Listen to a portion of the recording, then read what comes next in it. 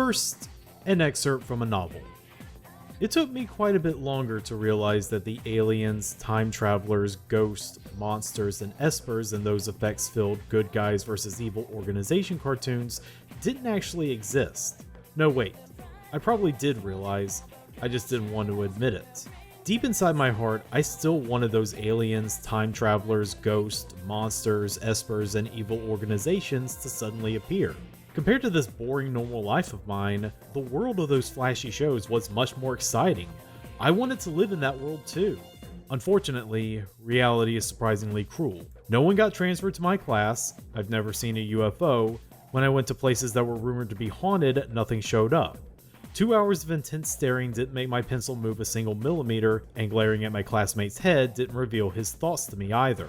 I couldn't help but get depressed at how normal the laws of physics were. I began to stop watching for UFOs and paying attention to paranormal TV shows because I finally convinced myself it was impossible. I even reached the point where I only had a sense of nostalgia for those things. After junior high, I completely grew out of that fantasy world and became utterly grounded in reality. Nothing happened in 1999, even though I kept hoping, just a bit, that something would. Mankind hadn't returned to the moon or gone beyond it. I suppose, from the ways things are looking, that I'll be long dead before you can book a round trip from Earth to Alpha Centauri. With those sorts of pedestrian thoughts in my mind, I became a normal, carefree senior high student. That is, until the day I met Haruhi Suzumiya.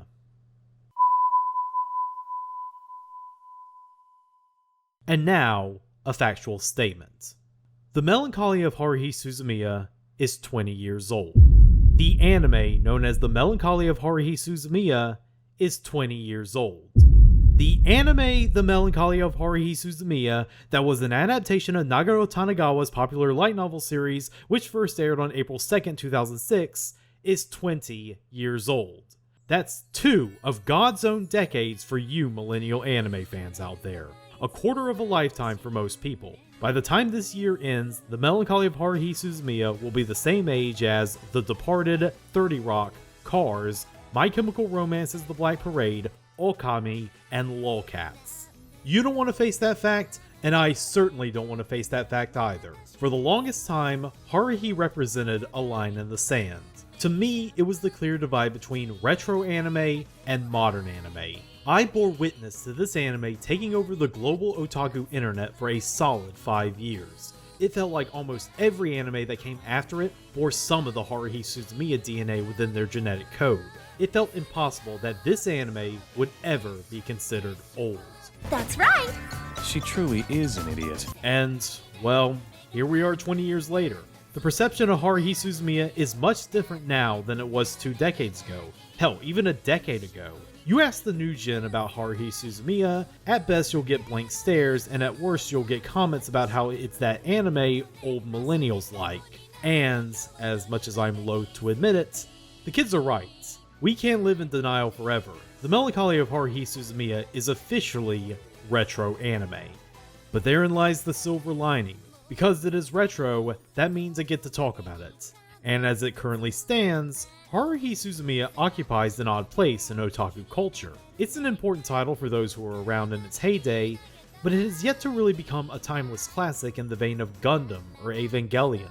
This leads to an interesting effect. To the people who were around to experience Haruhi, it was an unquestionable modern classic, which leads to the new gen who weren't around then to question said classic's status. What exactly is the Melancholy of Haruhi Suzumiya? What made it so special in the first place? Why did so many otaku latch onto it with such ferocity that the aftershocks of such fandom can still be felt today? Even for people who were around that time, the mimetic impact of Haruhi was so great that, for some, they may have forgotten why exactly they fell for the anime in the first place. So, the mission statement of this video is twofold. I am going to familiarize and refamiliarize people with the Melancholy of Haruhi Suzumiya, explore what made it so special in the first place, why it had such an impact on the larger anime culture, and see whether it can still be called a classic 20 years later. But where to start? Well, I guess we can start with the first question I'm sure is on everyone's mind watching this video right now. What the hell even is the Melancholy of Haruhi Suzumiya? Here I am, amazed that the Silent One had finally started talking, but the stuff that was coming out of her mouth was completely wacko. I never imagined she'd be so out there. The Melancholy of Haruhi Suzumiya is the first volume in the light novel series of the same name. Published on June 6, 2003, it was written by Ryu Tanikawa with illustrations by Yomiuri-do. Born on December 19, 1970 in Nishinomiya, Japan, Tanikawa had a desire to write novels owing to its own voracious readership as a child, but never the ambition. In interviews, he said he never wanted to become an author, but someone who wrote novels for themselves. This is reflective in his education and career. He graduated from Kwansei Gakuen University with a law degree, and from there went on to become a manager for a women's clothing store. Writing was something he just wanted to do in his off time. But Tanikawa was no Kafka. He wanted to get some of his writing out there. So, he made his official debut in March 2003, submitting a small light novel he had written called Dengeki Aegis 5 to Dengeki Moeo magazine. A few months later, I assume trying to cast as wide a net as possible, he followed that up with 2 more stories released that June on the same day: Escape from the School, which has largely been forgotten, and The Melancholy of Haruhi Suzumiya, the one we're doing a whole video about. Haruhi Suzumiya tells the story about an ordinary, if incredibly sardonic, male high school freshman who we only know by his nickname, Kyon. Kyon seeks to have a normal life, believing that the childish fantasies he once had of aliens, time travelers, and espers were exactly that, childish fantasies he needed to put away in order to grow up. But that all changes when he encounters a girl who sits behind him in class, the eponymous Haruhi Suzumiya, who, upon introducing herself to the class, has this to say. ただの人間には興味ありません。この中に宇宙人、未来人、異世界人、超能力者がいたら、私のところに来なさい。以上。これ、笑うとこ? We soon learn that this Haruhi is a very peculiar girl. While she has good grades, is athletic and talented enough to have multiple clubs begging her to join them, and is also cute enough that many a boy has tried and failed to get with her, there's something incredibly off-putting about Miss Suzumiya. She wears her hair in different styles and ribbons depending on the day, she comes off incredibly ignorant or uncaring of social norms, and she seems incredibly bored and impatient in the presence of other, normal people. 普通の人間の相手を捨てる暇はないの。だったら OK するなってな。 Nevertheless, Kyon finds himself drawn to this weird girl who actively strives to not have a normal life like Kyon wants, and the two of them become fast friends. Until one day, Kyon flippantly puts a thought in Haruhi said that maybe she should start a club devoted entirely to indulging every single one of her ludicrous ideas. It will be a decision that he will regret for the rest of his life. ないんだったら自分で作ればいいのよ。だから何を。部活よ。And lo, Haruhi Suzumiya establishes the SOS Brigade. SOS meaning spreading excitement all over the world with Haruhi Suzumiya Brigade. 世界を大いに盛り上げるための鈴宮春日の団、略して SOS 団である。そこ笑っていいぞ。And, along with Kyon, Haruhi recruits 3 other members for the club. The terse stoic bookworm Yuki Nagado, 面白い。ユニーク。どういうとこが？全。 the meek and big-breasted Mikuru Asahina,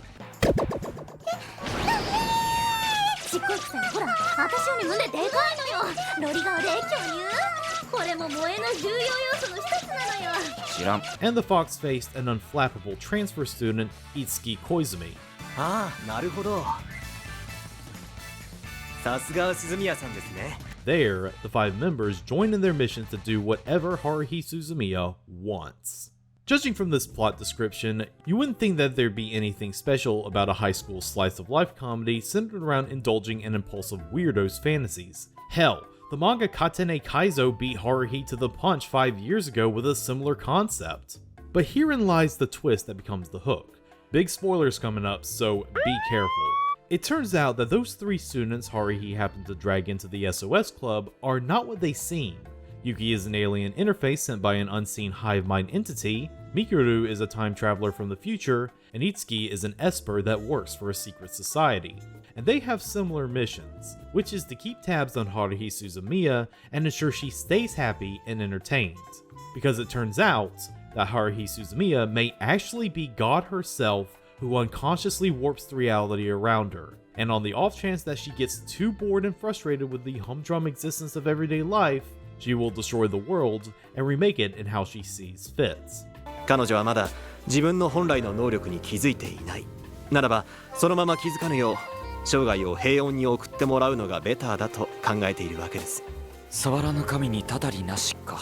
As you would imagine, such a unique premise got people's attention. Well, it wasn't the premise alone that made Haruhi so popular as a light novel, but I'll get into those details later.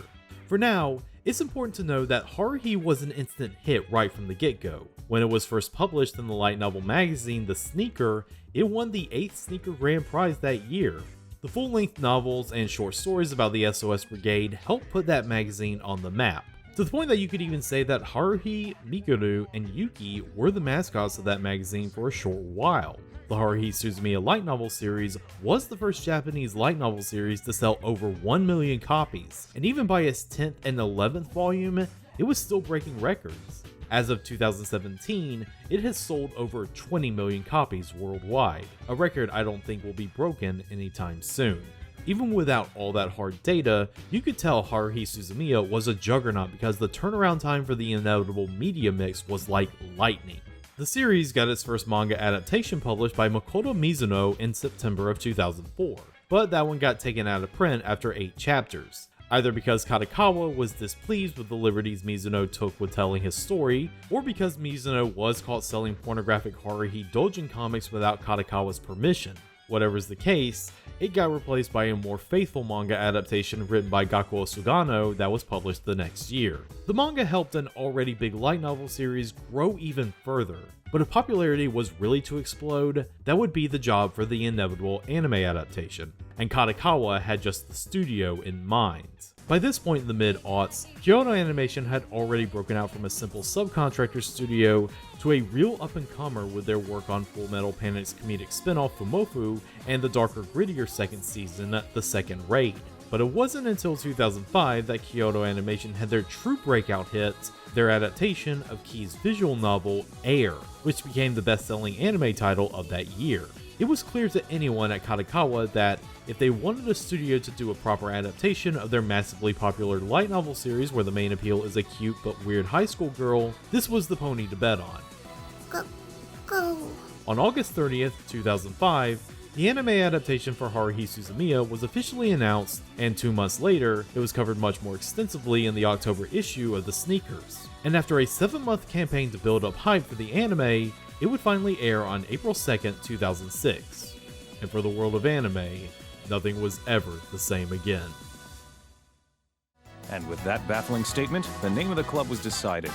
Yay. Just do whatever you want. Going by the hard data alone, The Melancholy of Haruhi Suzumiya was one of that year's biggest hits in the world of anime. Its DVD sales clock out at an average of 42,756 copies sold, which is really good for the otaku market. It completely slaughtered anticipated adaptations of hit manga like Death Note and Gintama, as well as beating out adaptations of visual novels like Fate Stay Night and KYOTO Animation's second big production that year, Kanon. The only reason Haruhi Suzumiya wasn't the best-selling anime released that year was because it was kept out of the #1 spot by the monster that was Code Geass, and even then, it was comparatively neck and neck. DVD sales alone do not tell us the whole story though. Haruhi Suzumiya wasn't just a hit by otaku standards, it was huge. A veritable game changer that did for the anime industry what Evangelion did for it in the 90s. It made anime cool again, or slightly less dorky at least. And that's something you cannot pin on a few thousand copies of physical media. No, what made Haruhi Suzumiya went beyond that. According to anime business journalist Tadashi Sudo, Haruhi Suzumiya owes a lot of its success for being the right anime airing in the right place at the right time. Specifically, it came at a time when a massive paradigm shift was occurring in global culture with the rise of the Web 2.0 era causing more people to flock to the internet. The marketing team behind Haruhi took full advantage of this new environment, such as modeling the official website of the series after the SOS Brigade's own in-universe website. At the time of this recording, the website is still up in its original form. They also took advantage of the new frontier of video streaming with newfangled sites like YouTube, being one of the first anime series to use digital viral marketing and ARG. On July 7, 2007, the marketing team released 20 minutes of live-action video surveillance footage at a school showing two kids breaking in, meant to promote the new episode, Bamboo Leaf Rhapsody, that was due to be the premiere episode of the incoming second season of Haruhi.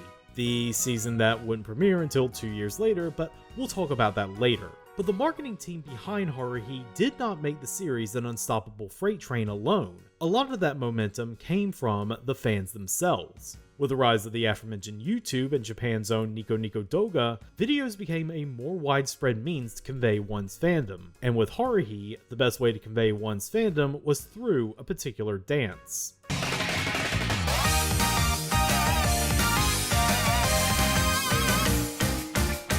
The ending song, Hare Hare Yukai, became a national anthem for 2000's otaku culture, and the dance associated with it, the salute. It was the TikTok dance craze before TikTok was even a concept. The viral dance craze caused Haruhi's already massive fandom to balloon even further. That was the fuel that kept Haruhi at the forefront of otaku culture between 2006 to 2011, its mimetic nature. And when Western audiences finally got the fan subs and Bandai licensed the series out to DVD, the memes only spread further.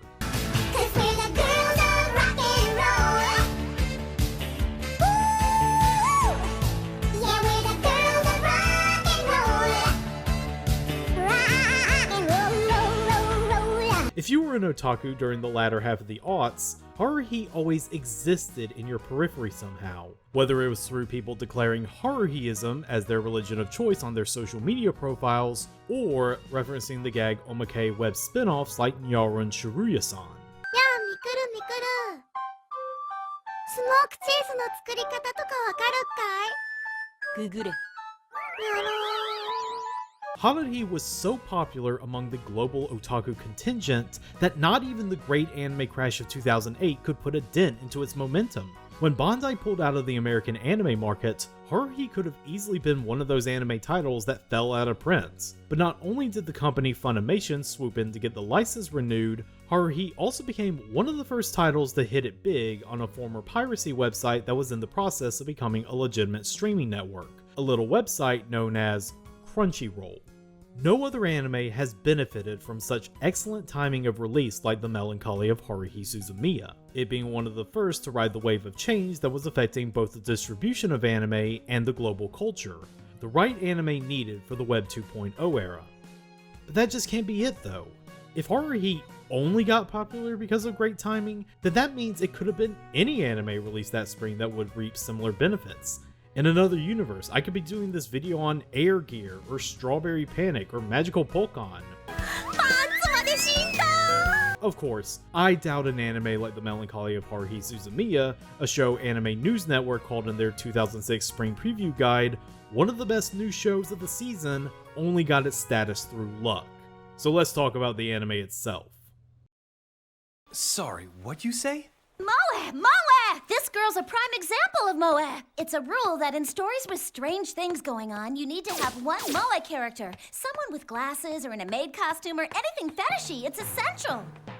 The staff of the Melancholy of Haruhi Suzumiya was perfectly aligned with the current state of KYOTO Animation itself. A group of creatives who had been in the industry for a couple of years, but were ready to really break out with something. Directing Haruhi was Tatsuya Ishihara, an animator and episode director who already had a decade worth of experience up to that point, but had just made his grand debut with the aforementioned Air. And, to reiterate, that being the most successful anime title of 2005 made Ishihara an easy choice to lead KYOTO Animation's next project, but not without some help. Assisting Ishihara for Haruhi would be one Yutaka Yamamoto, better known by his nickname, Yamakan. Yamakan had been with KYOTO Animation since 1998 after he graduated from KYOTO University. He had made his bones doing episode direction and storyboarding for outsourced productions like Hari plus Gu, and in-house productions like Fullmetal Panic Fumofu. But it was his work as an assistant director for KYOTO Animation's Munto OVA series that caught the eye of his superiors and got him the Haruhi job. I should note that Yamacon is both a famous and infamous figure for reasons we'll get more in depth with if we ever cover another KYOTO animation production that was produced in the wake of the Haruhi craze. Let's just focus on his, Tadashi's, and the rest of the KYOTO animation staff's work on Haruhi. Visually, one of the biggest accomplishments of Haruhi Suzumiya was showing off KYOTO Animation's stride in digital animation. While the transition from cel to digital in anime was a rough one, studios had mostly figured it out by 2006, but KYOTO Animation seemed to be leaving everyone in the dust. Haruhi Suzumiya still looks incredibly modern even 20 years later. You could mistake it for a currently airing anime if it wasn't for everyone having flip phones and Windows XP operating systems. In fact, Haruhi pioneered a lot of anime trends that newer otaku take for granted. It was one of the first major anime titles to depict real-world backgrounds in such a true-to-life form that it inspired pilgrimage to the locations shown.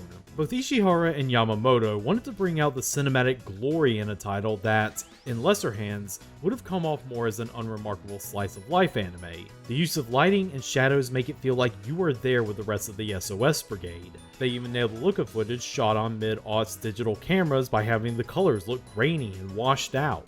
Haruhi shows digital animation as this new frontier, rather than just a replacement for the traditional cells. Character animation is also full of the cinematic realism the directors are striving for. Everyone moves like actors on a screen. Every shift in posture, slight hand gesture, walking cycles, and prop handling feels like it's coming from a real actor on screen. That even extends to people in the background, which makes the world of Haruhi Suzumiya feel more like our world.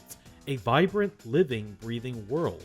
The Hare Hare Yukai dance would probably not have been as big as it did if Yutaka Yamamoto's storyboards didn't draw from idol singers dancing on stage in concerts, though such attention to detail did lead to plagiarism accusations. Once again, both famous and infamous. If there is one thing that does visually date Haruhi Suzumiya, it is Shoko Ikeda's work on Noise Ito's designs. They are super locked into that mid-aughts moe style of big shimmering eyes, small noses, and airbrush shading in the hair. But the style is not nearly as oppressive as the hyper-moe style we see in Air and later Kanon. These cute girls still resemble human beings, and not just alien critters designed for cuteness. Audio-wise, Satoru Kosaki's soundtrack does continue the anime's cinematic goals. Kosaki is a chameleon with the score, transforming and conforming the sound to whatever the scene needs. Whenever the anime becomes a slice-of-life comedy, the soundtrack becomes whimsical and poppy.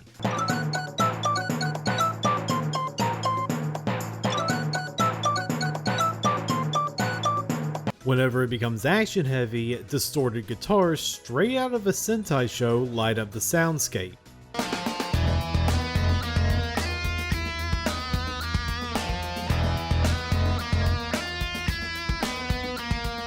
And whenever it becomes wordy and thought-provoking, the music simmers down into a nice coffeehouse jazz soundtrack.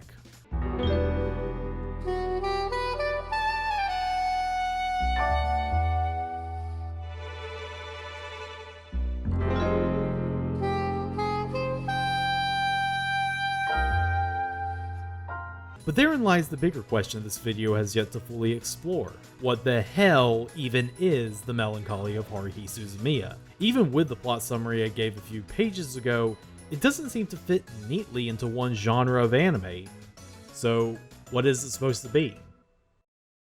We're going to a deserted island. It's the perfect closed circle setting when you think about it. All we need is a storm to whip up around us and voila, much better than a cabin in a blizzard. Now I should let you know that, to really dive deep into the Melancholy, I will be foregoing any spoiler hygiene just to make it easier. I say that having revealed 3 of the biggest twists a few minutes ago. But if you've made it this far and still want to go in with some ignorance, consider this point your off-ramp. We're uncovering every rock in the garden of Haruhi from now on. Stop being an idiot and come with me right now! As I said previously, the Melancholy of Haruhi Suzumiya is difficult to really assign a genre to, because if you tried, you would see that it is everything and nothing. It is a slice-of-life comedy, a dramatic character study, an adventure, a mystery, an urban fantasy, a cerebral science fiction story, a philosophical treatise, and a moe ecchi series. And it is also none of these things.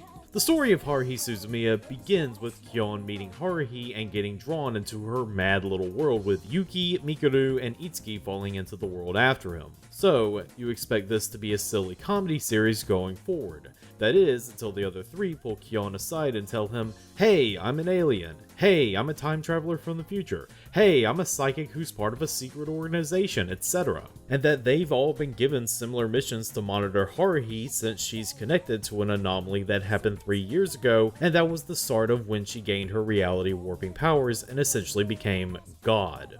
You would expect the anime to go even further after all that, really explore the themes of what godhood and reality mean when it all hinges on the whims of the world's weirdest teenage girl. And it kinda does. According to Tanikawa, a lot of Haruhi Suzumiya's premise was inspired by the similarly heady Boogie Pop series, the previous big light novel series before Haruhi. But a lot of time is devoted to the SOS Brigade's slice of life activities. Activities like entering a baseball tournament, dueling the computer club in a rigged RTS game, or attending the school cultural festival where Haruhi gets to perform with the school's light music band. But having that background knowledge beforehand gives something extra to these everyday life activities the SOS Brigade go on. They are now slice of life antics with tension. Kyon and the rest of the brigade have to go along with these little adventures Haruhi cajoles them into doing so, because if they don't, she'll get frustrated, and said frustrations will manifest as closed spaces of reality where giants made of energy destroy the space surrounding them, which could potentially leak into the real world. なぜなら新人が破壊すればするほど閉鎖空間も拡大していくからです。さっきの空間はあれでもまだ小規模なものなのです。放っておけばどんどん広がっていって、そのうち全世界を覆い尽くすでしょう。 However, if they keep her too entertained, that means Haruhi will get bored, and that could risk her rewriting the entire universe to her whim just to make things interesting. It's a balancing act, and dealing with Miss Suzumiya is a full-time job. どうやら鈴宮さんを暇にさせていてはダメのようですね。今後の課題として検討の余地があります。 But even if the slice of life antics go off without a hitch, things can and will get weird, either thanks to Haruhi's unconscious desires, or just Yuki's, Mikuru's, and Itsuki's presences bringing weirdness to them. That's what leads to events like Ryoko Asakura, a fellow student who's introduced as the opposite Haruhi, revealing herself as an alien interface like Yuki who wishes to kill Kyon because she thinks that Haruhi's reaction to such a thing would make for better data. Or how Haruhi's design for the SOS Brigade's logo conjures up a sealed reality that kidnaps the president of the aforementioned computer club. Or how Haruhi and Kyon end up in a closed space one night, all because Haruhi subconsciously wished she could be alone with Kyon. あなたは鈴宮さんに選ばれたんですよ。こちらの世界から唯一鈴宮さんが共にいたいと思ったのがあなたです。とっくに気づいていたと思いましたが。 While it may be a doofy slice of life on the superficial surface, a lot happens in every episode of Haruhi Suzumiya. So much so that it's impossible to binge watch. So much information is being conveyed that you really need to let it simmer after each Hare Hare Yukai dance. But the element that really made the Melancholy of Haruhi Suzumiya so enticing to otaku fan culture, even when it was just a novel, is its metatext. Which leads to us talking about the story's strongest point and the ultimate appeal of the Haruhi series. The SOS Brigade itself. Like I said, a student who transfers during this strange in-between time in the middle of school has a good chance of being a mysterious transfer student! If you don't mind, I want to know just who gave you that statistic. Because if it's true, and you take into account all the mysterious people in Japan, then everyone will be considered... I'm gonna go check him out! And you're not listening, are you? A big factor in Haruhi Suzumiya's overall success as a mixed media series is the knowledge and self-awareness that it plays with popular tropes that were common in otaku-centric stories of the day. It's never stated in story that Haruhi is an otaku, but she does act like someone who is way too plugged into popular culture. Someone whose cultural diet is mostly junk food. This is what causes her to believe that the perfect members for her club are people who embody character archetypes found in escapist otaku fiction. And when you consider her unconscious reality warping abilities, it was only a matter of time before her club ended up drawing people who embody those archetypes towards her. そういうわけで5人揃ったことだし、これでクラブの体裁は整ったわね。 First, there's Yuki Nagato. Stoic, taciturn, short-haired, she represents the Kuderi archetype. a popular style of anime girl where their cuteness is derived by their lack of emotions. It had been pioneered when the anime world was introduced to Rei Ayanami more than a decade ago. だってユキはいいって言ったもの。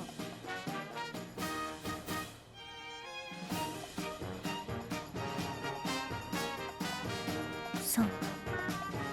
Nagato is also unique in that she's the only SOS Brigade member who embodies an archetype Haruhi wasn't actively seeking out. She was the only member of the school's literature club, and when Haruhi commandeered that club's room, she ended up being part of the deal, like when a house comes with a washer-dryer set. Which is an apt way to describe her, since 80% of the time, Yuki might as well be an appliance. Useful for when other people need her, but mostly spends her time off in the corner waiting until she's needed for something.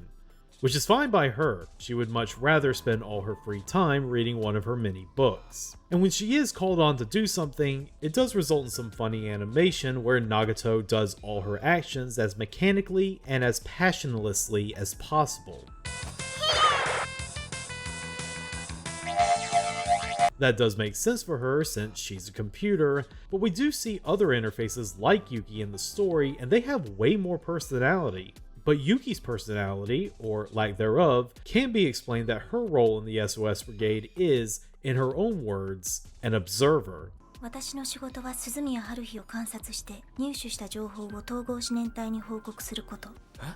生み出されてから3年間、私はずっとそうやって過ごしてきた。She is simply there to monitor Haruhi and her actions and will not get involved unless someone makes a request, or one of the club members is in danger and she has to directly intervene. あなたは私のバックアップのはず。独断専行は許可されていない。私に従うべき。嫌だと言ったら情報結合を解除する。But that also makes for a problem. Of the three, Yuki is the one Kyon has the most difficulty interfacing with. She's committed to her role as the impartial observer, and when asked questions about what is going on, she usually responds with non-committal silence, lengthy technobabble, or unhelpful mathematician's answers. 頼むぜ長門。お前は表情も顔色も変化なしなんだから。いつも本気としか思えないんだよ。 At the same time, though, Nagato does not feel like a heartless machine. There is a tender humanity to her hidden way deep down in that alien technology, and you can hear it be brought out by the performances of both Minori Chihara in the original and Michelle Ruff in the dub. できなくはない。ただし推奨はできない。なぜだ。局地的な環境情報の改ざんは惑星の生態系に後遺症を発生させる可能性がある。It's a narrow, spatially coherent beam of light invisible to the eye. Got it. Narrow, spatially coherent, beamy thingy. Sorry, I'm even more confused now. On the opposite end of the spectrum, there's Mikuru Asahina. She represents the Moe archetype, the squeaky-voiced anime girl with big tearful eyes and bountiful breasts. She's the stereotypical cute anime girl to end all stereotypical cute anime girls. Which is why, to Haruhi, she's the perfect candidate for a specific SOS Brigade position, the mascot. やっぱり萌えと言ったらメイドでしょ。学園ストーリーには一人はいるものよ。Mikuru's role in the whole show is to be dressed up in cute outfits, serve tea, and be manhandled inappropriately by Haruhi. She's a scared little bunny rabbit in human form with a voice to match, both Yuko Goto and Stephanie Shea giving her an appropriately squeaky toy voice. なんですかここ。何がどうして今のいつ。You should never shoot this while pointing it at other people. You should only shoot empty cans with it. You want me to shoot? Out of all the archetypes, Mikuru exists the most as a commentary on her archetype. She embodies most of the tropes associated with the popular Moe characters of the time, and when she even deviates from the role given to her, Haruhi immediately gets on her case about it. お茶を持ってくるときは3回に1回くらいの割合でこけてひっくり返しなさい。ちっともドジコメイドじゃないじゃないの。すみません。Mikuru is also notable because she's the SOS Brigade member Kyon has clear feelings for. He reacts to her like any otaku male would in the presence of a character like her, filled with a deep intense want to protect her, while also having a not so hidden lust towards her that he's secretly ashamed of. 朝比奈さんに向かってなんて球投げやがる。当てでもしてみろ。即乱闘だ。乱闘パーティーだ。It's a method that allows Kyoto Animation to have their cake and eat it with her. Hey, they got this gig in the first place because they were so good at delivering the moe.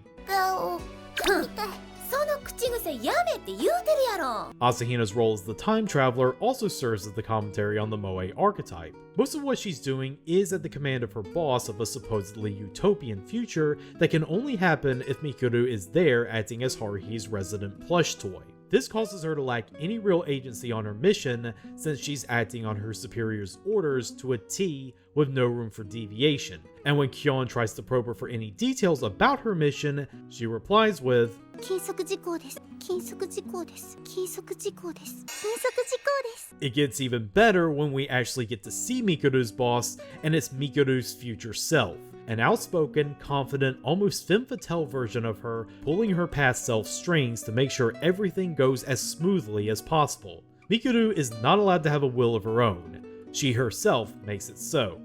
今高校生をやってる朝比奈さんは遠からずもともといた時代に戻ってしまうということだ。一体彼女にとってどれくらいの時間が経過していたのだろうか。 This is in contrast to Itsuki Koizumi, the SOS Brigade member who is the most active in keeping Haruhi content. Koizumi represents another archetype that was also popular in anime around this time, the mysterious transfer student. The role of the mysterious transfer student is that they are inserted into an ongoing narrative as a means to shake up the current status quo. They usually enter with hidden agendas or mysterious paths that do not become apparent until they're called upon by their role in the plot. And that's Itsuki's role to a T. He enters the narrative right when the entire premise is beginning to unfold, and he's the one who introduces Kyon to the whole premise of Haruhi's godhood and why she needs to be kept placated. それが春日か？人間はそのような存在のことを神と定義しています。とうとう神様にまでされちまったぞ、春日。 But then the question becomes, what is Itsuki's role after that? Well, for the most part, he's the SOS Brigade member who's willing to go along with Haruhi's plans the most, all with a patient smile on his face. That is his job, lest he wants to be picking up the messes from Haruhi's space-rippling temper tantrums. And both Daisuke Ono and Johnny Young Bosch do a wonderful job conveying the detached cheerfulness of the character. それが分かれば解決したも同然ですが、試しにこういうのはどうです？鈴宮さんを後ろから突然抱きしめて、耳元で I love you と囁くんです。 That's especially true for Miss Suzumiya. We need to keep her occupied so that she doesn't get bored. And we wouldn't want that to happen now, would we? Itsuki also has one of the most important roles of the show that doesn't really become apparent until Kyon spends more time with him, that being Mr. Exposition. Since Nagato is just an observer and Mikuru is at the mercy of her superiors, Itsuki, being a high-ranking member of a secret society, is far more willing to divulge his theories about the inner workings of Haruhi and the world she inhabits. His conversations with Kyon are how we learn so much about Haruhi and the extent of her powers. 人事のように言っていますが、これはあなたにも大いに関わっている事件ですよ。なぜなら打順を決める際、我々はくじを引きましたね。鈴宮さんが望んだから、あなたは4番バッターになったのです。偶然ではありません。 But while that's an integral role in the narrative, it doesn't exactly give Itsuki much depth. Or does it? Near the end of the Saya Haruhi Suzumiya arc, Itsuki drops an important reminder that some viewers may have forgotten about. He reminds Kyon that what he has told him so far is just theory, not hard facts. While he and the rest of the SOS Brigade have a similar mission in keeping Haruhi happy, the goal of their missions are different, and may actually be in conflict with one another. And right on cue, Mikuru comes up to Kyon in a rare moment of agency and tells Kyon, hey, I don't want to say that you shouldn't trust everything Itsuki has been telling you, but you should maybe not trust everything Itsuki has been telling you. 鈴宮さんにこの現在を変える力があるのは間違いないです。でもそれが世界の仕組みを変えるものだとは思いません。この世界は最初からこうだったの。 It's a moment that casts a shadow of doubt over everything that has happened so far in the series. How can we trust Itsuki's role as Mr. Exposition when he's not even sure about what he's expositing? 小泉の理屈は俺が被った出来事にもっともらしい解説をつけているだけだ。それが正解だと誰にわかる？朝比奈さんの理屈だって同じことだ。朝比奈版回答が正しいのだと誰が保証してくれるのだろう。 A common critique of these characters is that they are just cardboard cutouts, deliberately so. It's really not helped by the rest of the cast being filled out by other otaku-centric archetypes, like Kion's two friends filling out the protagonist's friend archetypes, Mikuru's friend Surya, who is a more extroverted flavor of moe archetype, and Kion's unnamed little sister, who appears to have been made in a lab to create the perfect loli imoto. Of course, these characters do not get the same depth as the three mentioned above, but those three do feel flat in comparison to the duo protagonists, Kion and Haruhi. Let's talk about Haruhi Suzumiya, the star of the show, as well as this most controversial asset. 私たち SOS 団はもっと面白いことをするわよ。そういった鈴宮春日の顔は第二次ポエニ戦争でアルプス越えを決意したばかりのハンニバルのような迷いのない晴れやかな輝きを放っていた。 Haruhi Suzumiya is a teenage girl who is the god of the world she inhabits, and even if she isn't, she's the engine that drives the plot forward. In other words, she's still the god of the narrative. Everything that happens in the story of Haruhi Suzumiya happens because Haruhi wanted it to happen in the first place. The SOS Brigade is founded because that's what Haruhi wants. They go on a vacation to an off-the-grid island where a closed murder mystery could happen because that's what Haruhi wants. They join a baseball tournament despite having little to no abilities in baseball because that's what Haruhi wants. No matter how absurd, Haruhi will always get what she wants. I always get what I want! You may think it's contrived, but not only is it a good way to get the plot kicked into gear each week, but it seems like the universe is designed that way. Whenever Haruhi is not around, the rest of the SOS Brigade is standing by in their meeting room as if waiting for the plot to be dropped on them. Kyon even remarks about how the moments when Haruhi is not around are always the most peaceful moments. あいつがいないと平和そのものだな。 Haruhi is always geared up for her role in getting the plot started, but she has to have a specific personality for that role to manifest. Haruhi is unlike any other cute anime girl out there. She's bossy, short-tempered, impulsive, controlling, has delusions of grandeur, is a shrewd manipulator, and does not know the meaning of the word boundaries. This has led a lot of viewers debating whether Haruhi is a full-blown sociopath or, at the very least, someone with serious mental problems. 誰との約束だそれは。つまらん。朝比奈さんはお前のおもちゃじゃねえぞ。私が決めたの。みくるちゃんは私のおもちゃなの。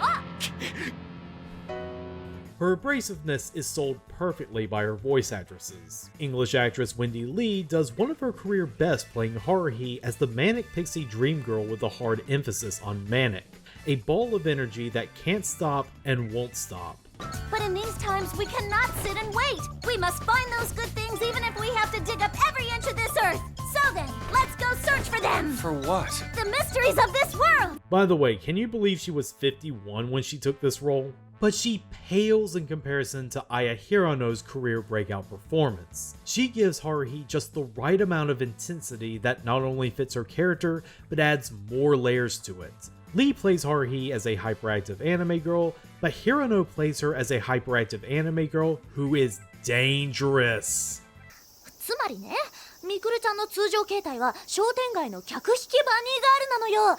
危機を察知するとすかさず変身。戦うウェイトレスになるってわけ。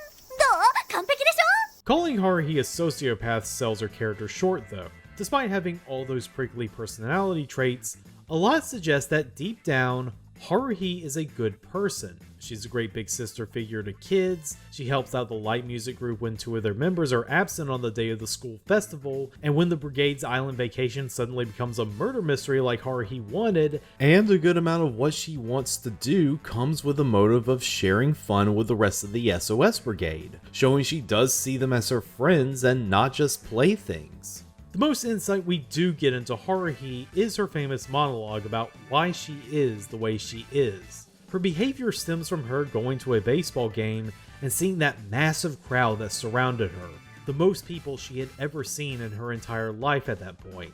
And that event drove her into an existential crisis because it made her realize how inconsequential her existence is on this earth, and that maybe the things that make her so unique might not actually be unique at all.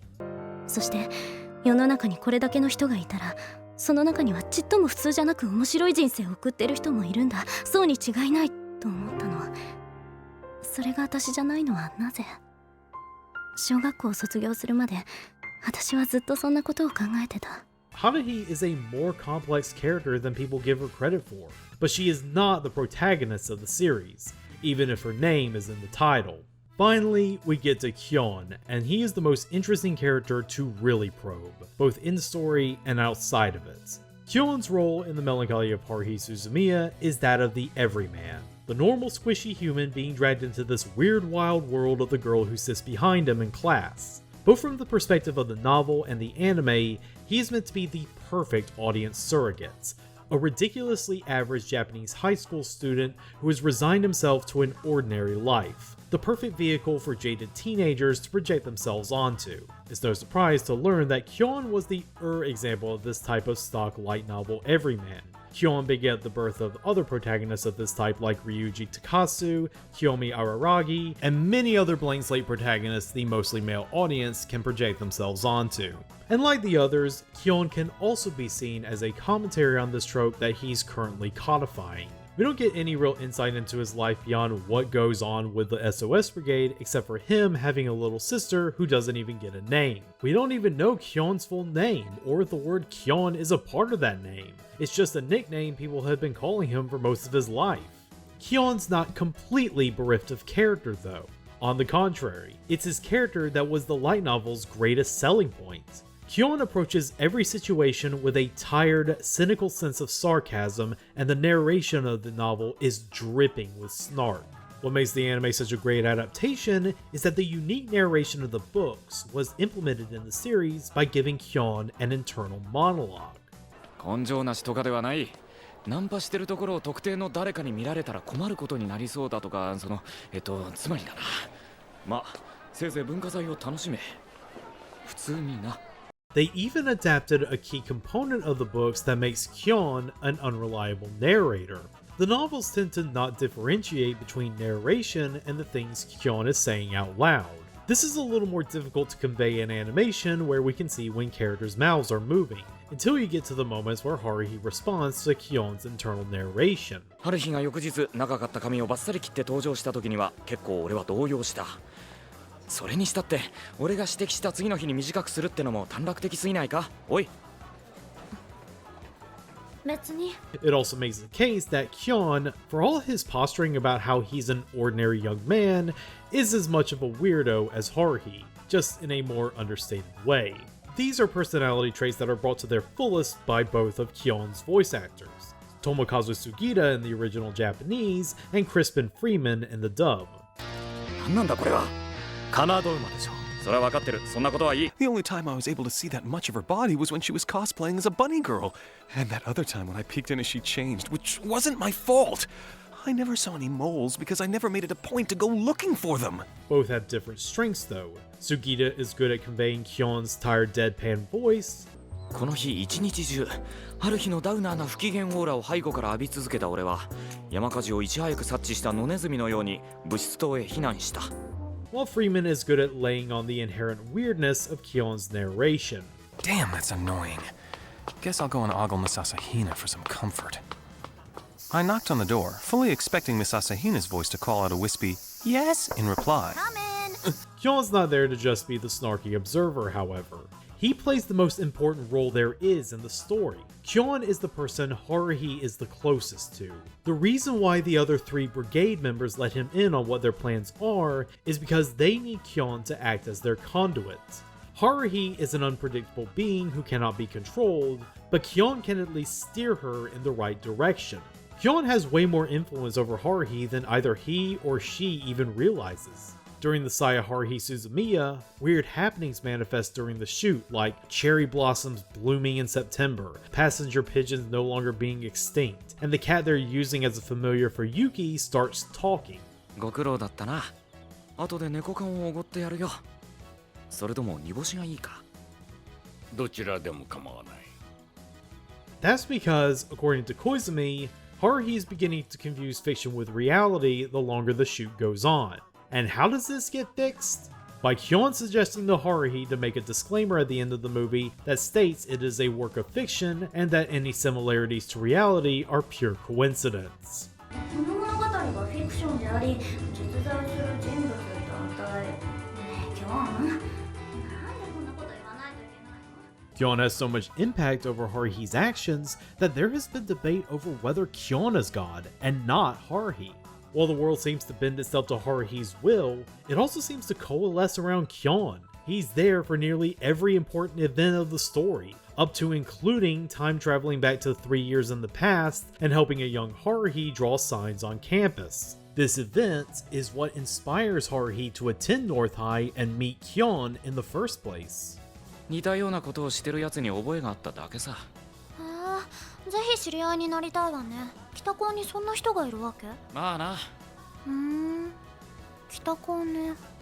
The story literally cannot exist without Kyon.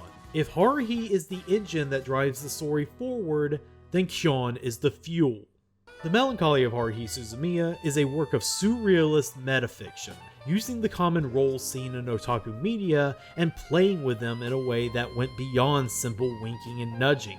The self-awareness it employs allows for a greater universe to be created, where the act of hanging out with friends can cause entire spatial realities and timelines to hang in the balance. That's why it has endured so long in the anime canon for the super online breed of otaku. It was Haruhi's greatest strength as a series, but it was also a strength that could be used against it.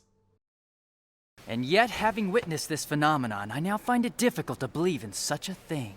Perhaps we should think on this occurrence in a different way. That we are in the midst of something supernatural, a far cry from anything we have ever known. So I want you to imagine yourself as someone. It could either be a fan of the Haruhi light novels who is pumped for the new anime, or someone who has heard of it before and is now catching it on torrent or on stream. Either way, you are watching it for the first time in the late aughts. And when you tune into the first episode, instead of Kyon's opening monologue like how the light novel starts out, you see this.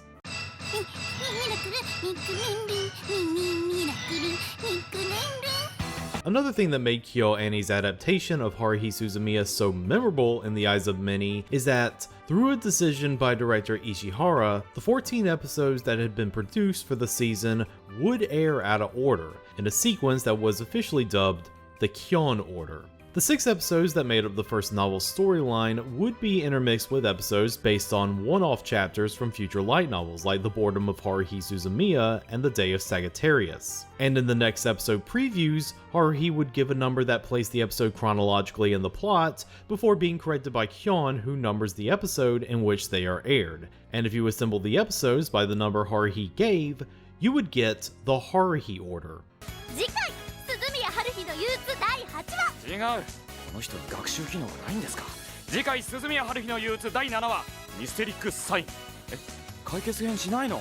So why exactly did KyoAni do this? Ishihara has played coy with the reasons why he chose to have the episodes air out of order. The most common reason is pure artistic preference. But I think there is some benefit to watching these episodes in the Kyon order. For one, it does give more mystery to the Brigade's true intentions with Haruhi, having the character dynamics be developed and only revealing their true mission statement in episode 5 instead of episode 3. This helps give more focus to the characters, which it recognizes as the series' core strength. Some also consider it to be better paced, since it feels like an episodic slice of life than a drawn-out dramatic series. And if you combine the second season with it, it ends on a perfect loop, starting with the Adventures of Mikuru Asahina movie and ending with production on said movie wrapping up. The final scene even being a good note to end on, with Kyon trying to tell Haruhi the truth about the rest of the brigade and her not believing him. Nowadays though, it seems like more people suggest watching it in chronological order, especially for first-time viewers. Namely because it's far more cohesive with a narrative that flows better. It doesn't do things like having one episode end with a murder mystery cliffhanger, then having to wait until the episode after next to get the conclusion. Plus, the episode it ends on, Someday in the Rain, is a low-key episode showing the activities of the brigade when they aren't caught in some crazy space warping snafu and are just allowed to hang. And the final scene is the perfect period on Haruhi and Kyon's friendship, that taking care of this knucklehead is a full-time job. Whatever the case, the episode order helped give KYOTO Animation a certain reputation among the anime community, that being they were trolling the audience. And they would continue this trolling after the first season wrapped and production on the second season ended. After a ton of cryptic viral marketing that began all the way back in 2007, Season 2 finally made it to air on May 22nd, 2009. By this point, the Haruhi hype train around the globe was still going strong. This wasn't like today where fandoms can fade without enough production material thrown their way. The Haruhi fandom was just as strong as it was in 2006. When the new episode Bamboo Leaf Rhapsody dropped by surprise in the middle of what was initially advertised as a chronological re-airing of Season 1, fans were taken aback. They got new content after years of speculation, and it was finally here. KyoAni's trolling had finally paid off. People were happy. Until they weren't.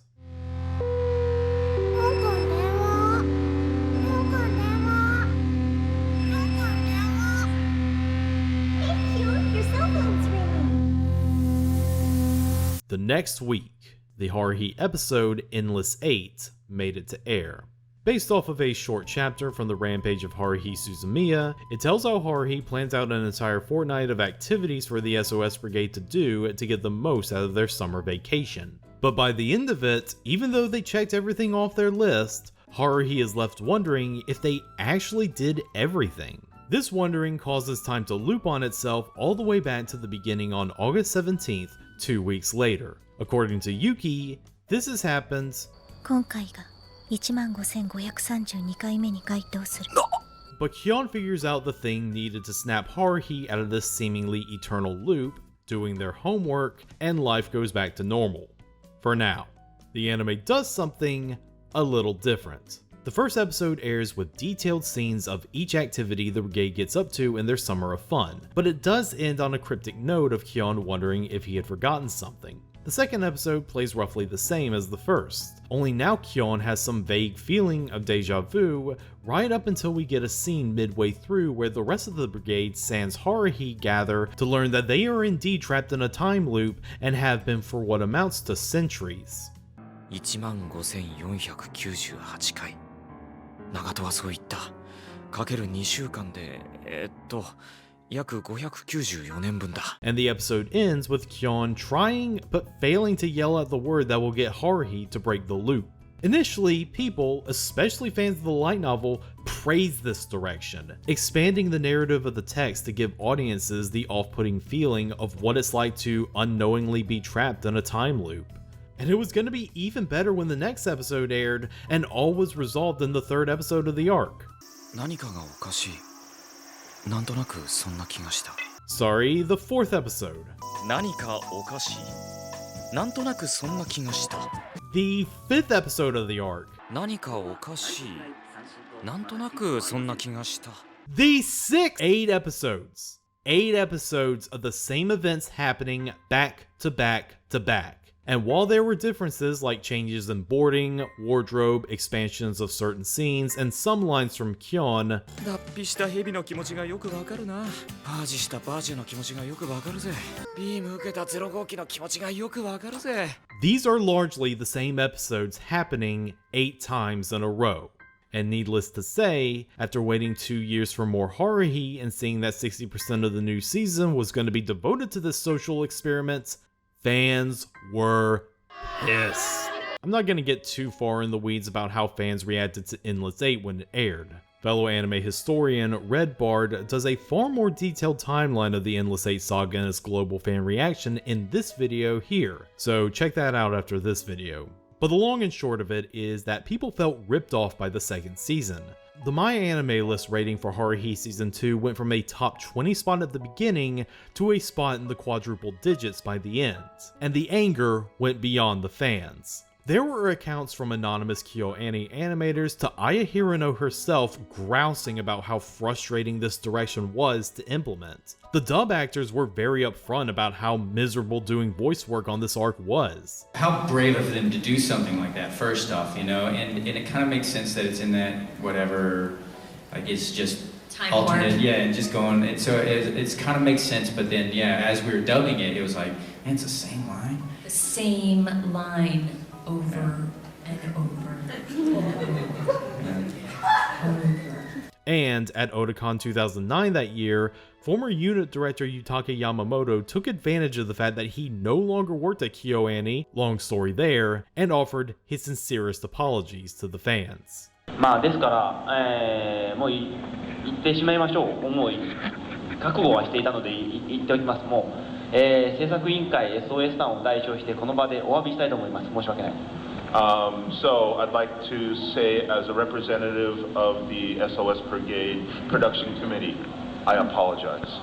Even Kadokawa couldn't hide their concern when they were marketing the DVDs for the second season. This was the era where anime productions made most of their money back through physical media sales. Even among the most deranged Japanese otaku, having them spend the equivalent of $240 in 2009 money on 4 volumes of the same episode was gonna be a hard sell.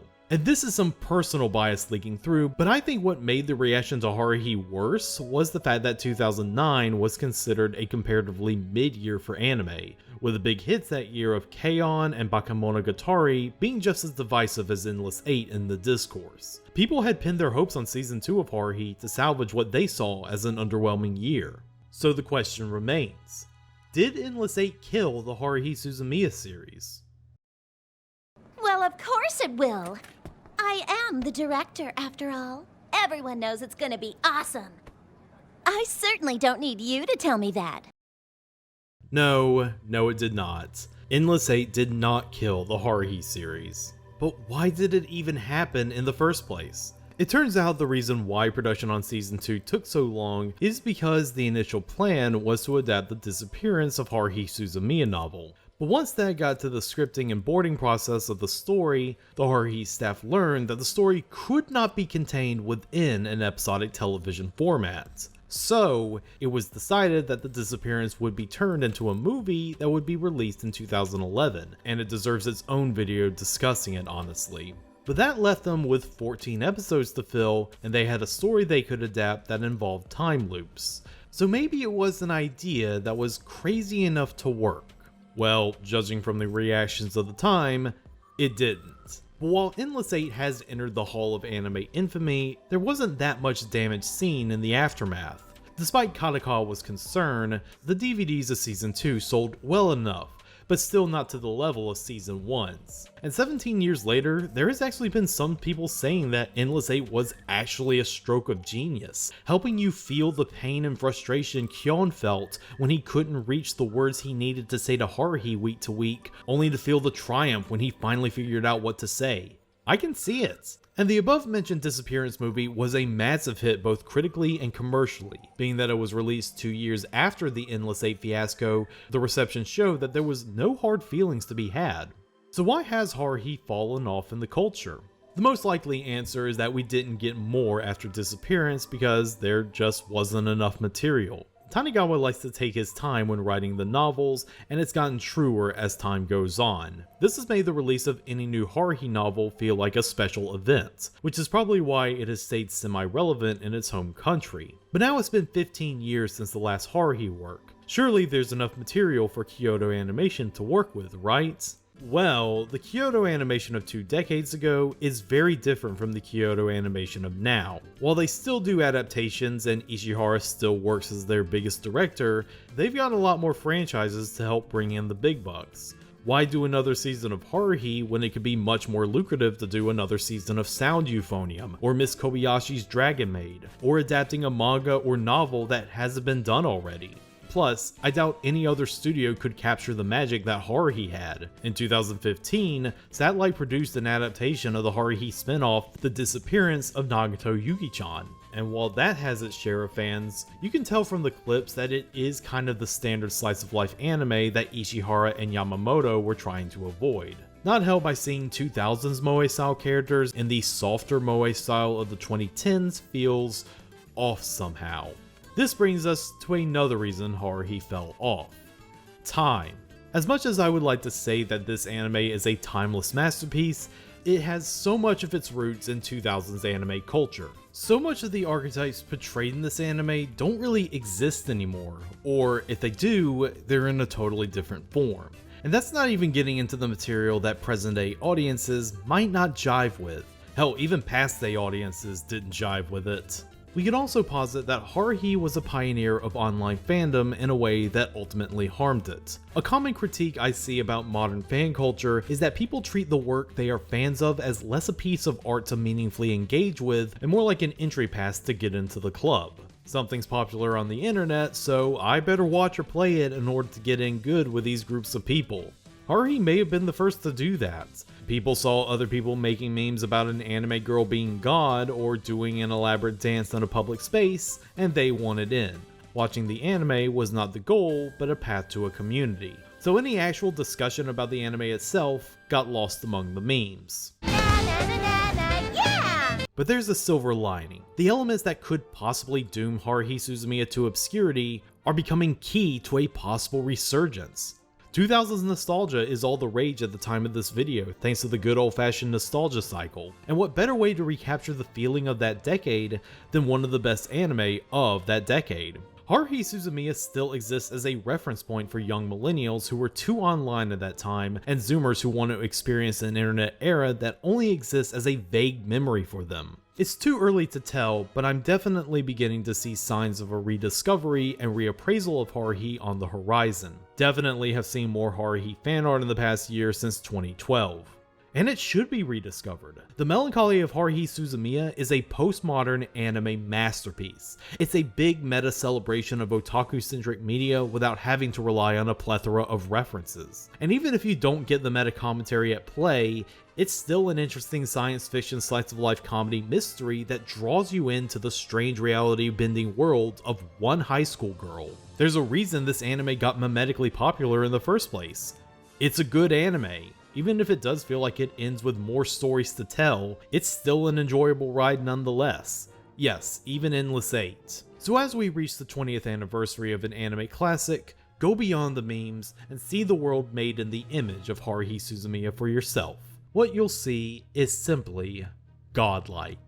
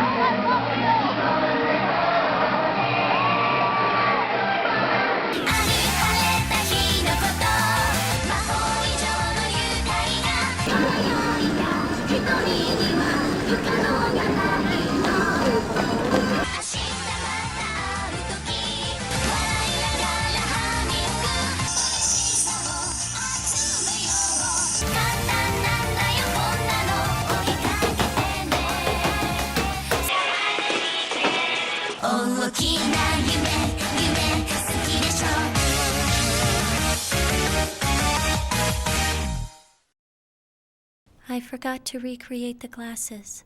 Actually, I think you look cuter without those things. I don't really have a glasses fetish anyway. What is a glasses fetish?